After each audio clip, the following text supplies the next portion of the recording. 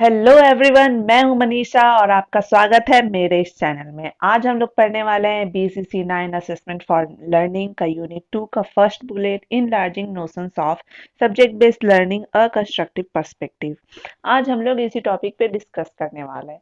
इसका इस टॉपिक का अर्थ यह हुआ कि इनलार्जिंग इनलार्जिंग का मीनिंग हुआ विस्तार करना और नोशंस का मतलब हुआ धारणा, राय या कोई विचार।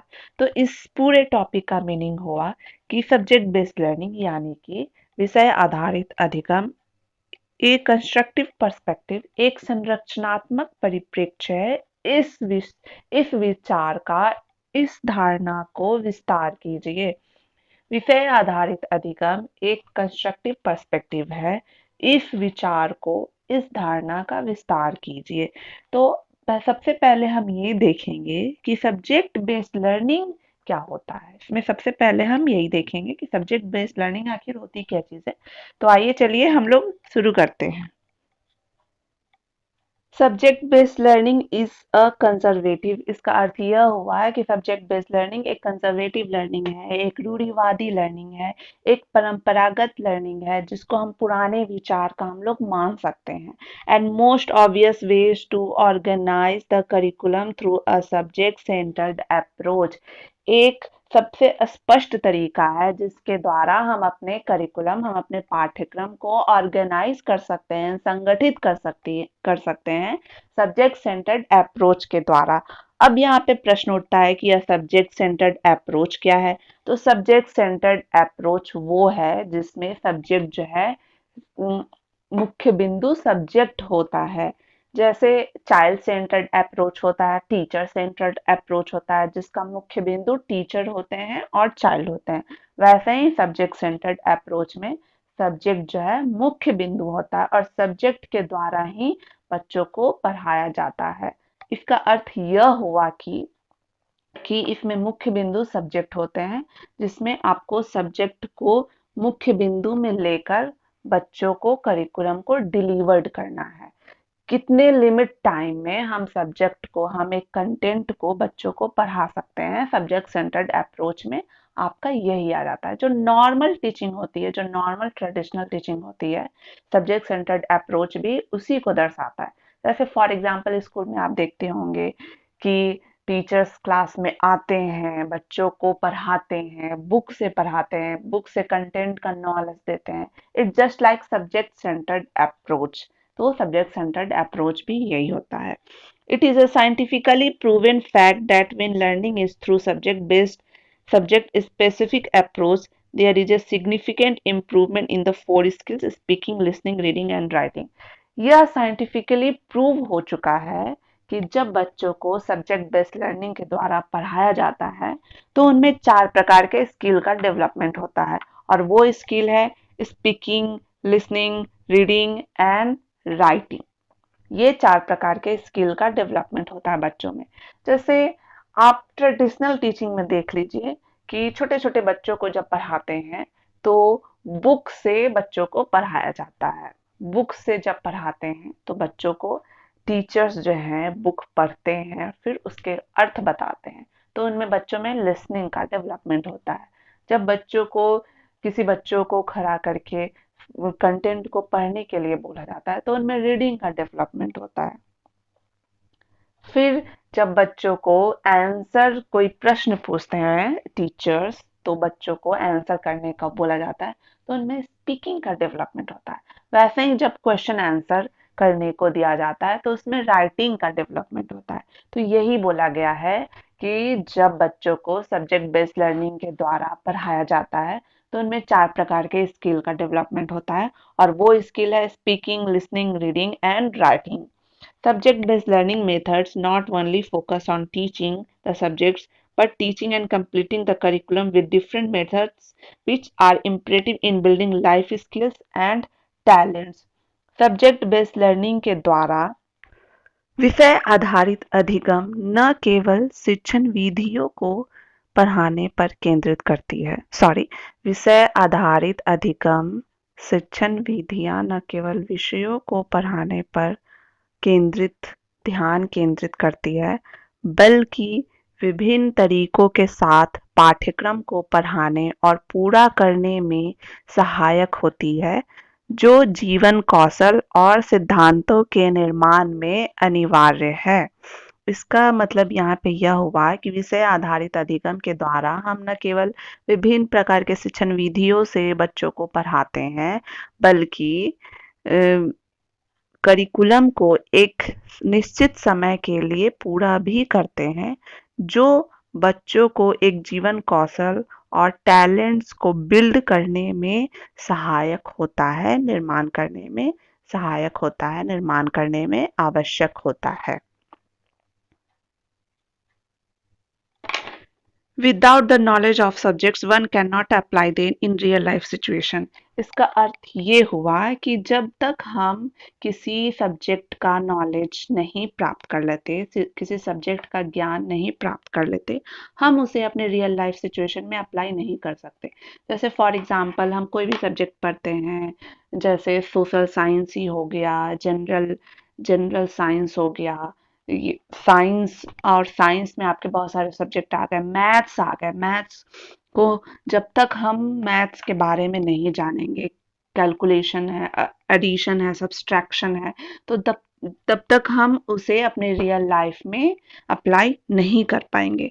सो in our subject based learning approach the emphasis is not on rote learning, but the central objective is student mastery of the content knowledge. ऐसा देखा जाता है कि सब्जेक्ट बेस्ड लर्निंग जो है वह केवल रोट लर्निंग होती है, लेकिन ऐसा नहीं है। आप सर्च कर लीजिए नेट पे, आपको सब्जेक्ट बेस्ड लर्निंग और प्रोजेक्ट बेस्ड लर्निंग के बीच कंपैरिजन दिखाया जाएगा, प्रॉब्लम बेस्ड लर्निंग, दोनों के बीच कंपैरिजन दिखाया जाएगा, और हर वक्त यही दिखाया जाएगा कि सब्जेक्ट बेस्ड लर्निंग एक ट्रेडिशनल अप्रोच है, जिसमें जो बच्चे जो है उतना नहीं सीख पाते हैं। लेकिन अगर इसमें कुछ मॉडिफाई रूप कर दिया जाए, कुछ इसको शामिल कर दिया जाए, इसमें कुछ मॉडिफिकेशन कर दिया जाए, तो ये मेथड भी आपका बहुत ही अच्छा मेथड कहला सकता है, बहुत ही अच्छा लर्निंग कहला सकता है। क्योंकि हम लोग हर वक्त प्रोजेक्ट बेस्ड लर्निंग से बच्चों को नहीं पढ़ा सकते, प्रॉब्लम बेस्ड लर्निंग से बच्चों को नहीं पढ़ा सकते, क्योंकि उसमें टाइम बहुत किल होता है, उसमें समय बहुत लगता है, फिर बहुत सारे खर्चे भी होते हैं जो बच्चों को उठाने पड़ सकते हैं। तो इसीलिए सब्जेक्ट बेस्ड लर्निंग जो ट्रेडिशनल अप्रोच है, बिल्कुल है, लेकिन इसके द्वारा जो करिकुलम है, एक लिमिट टाइम के अंदर करिकुलम खत्म हो जाता है, फिनिश हो जाता है। हम लोग सब्जेक्ट को एक लिमिट टाइम के अंदर कंटेंट को पूरा कर पाते हैं, इसीलिए यह आज भी इसको यूज किया जा रहा है, लेकिन कुछ कुछ मॉडिफिकेशन के साथ, ताकि बच्चे भी जो है इसमें पढ़ते रहें, इसमें इंटरेस्ट लेते रहें। तो इसी तरह इसमें ये बोला जा रहा है कि सब्जेक्ट बेस्ड लर्निंग केवल एक रोट लर्निंग नहीं है, केवल एक रटंत अधिगम नहीं है, बल्कि इसका मुख्य उद्देश्य होता है कि किस तरह बच्चों को उन कंटेंट का मास्टरी नॉलेज दिया जाए। The teacher present contents and skills to students in a logical sequence. जो भी टीचर कंटेंट को प्रोवाइड कराते हैं बच्चों को, एक लॉजिकल सीक्वेंस में एकदम स्टेप बाय स्टेप बच्चों को बताया जाता है। और चूंकि ट्रेन टीचर्स होते हैं, बच्चों को पढ़ाते हैं, तो वो एक स्किल्स के साथ और एक सीक्वेंस के साथ बच्चों को कंटेंट को डिलीवर करते हैं। This step by step approach ensure that students gain all the information and skills needed to master this content area। और यही स्टेप बाय स्टेप जो अप्रोच है बच्चों को यह इंश्योर करता है कि उन्हें सभी प्रकार के इंफॉर्मेशन को प्रोवाइड किया जाए, सभी प्रकार का कंटेंट का नॉलेज उन्हें दिया जाए, ताकि वो उस चीज में मास्टरी नॉलेज प्राप्त कर सकें। अब इसके फीचर्स क्या क्या है, फीचर सब्जेक्ट बेस्ड लर्निंग के क्या क्या है वो हम यहाँ पे देख सकते हैं। हाँ, तो सबसे पहला फीचर है ट्रेडिशनल फॉर्म ऑफ लर्निंग। बिल्कुल, ये ट्रेडिशनल फॉर्म ऑफ लर्निंग है, बहुत पहले से ये यूज होता आ रहा है और अभी भी इसको यूज किया जा रहा है स्कूलों में। Etch subject is taught separately. Her subject को हर टीचर्स अलग अलग पढ़ाते हैं, आप लोग देखे ही होंगे। साइंस के अलग टीचर्स होते हैं, सोशल साइंस के अलग टीचर्स होते हैं, मैथ्स के अलग टीचर्स होते हैं, और जैसे जैसे ऊपर जाएंगे subject wise history, geography, civics, आपका फिजिक्स, केमिस्ट्री, बायो, हर सब्जेक्ट्स के टीचर्स अलग अलग होते हैं, वही यहाँ पे आप बोला जा रहा है। Content is laid out in highly structured sequential method।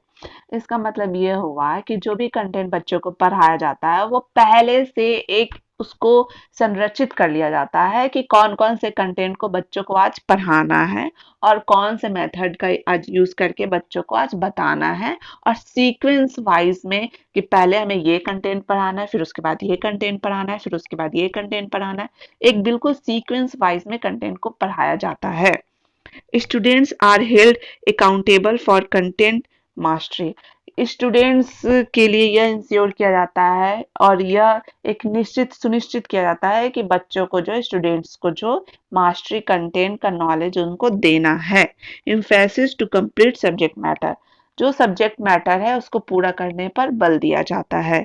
Number of hours, number of topic, number of lectures is assigned. इसमें कितने घंटे बच्चों को पढ़ाना है, इस सब्जेक्ट का इस सब्जेक्ट का एक महीने में पूरा एक असाइन किया जाता है कि इस सब्जेक्ट को इतने घंटे एक वीक में पढ़ाना है। ये नंबर ऑफ टॉपिक्स कितने होंगे, फिर नंबर ऑफ लेक्चर्स कितने होंगे। आज एक लेक्चर्स है, आज हिस्ट्री के एक लेक्चर्स हैं, कल एक भी लेक्चर्स नहीं है, तो वो सब असाइन पहले से सारा चीज कर दिया जाता है सब्जेक्ट बेस्ड लर्निंग में।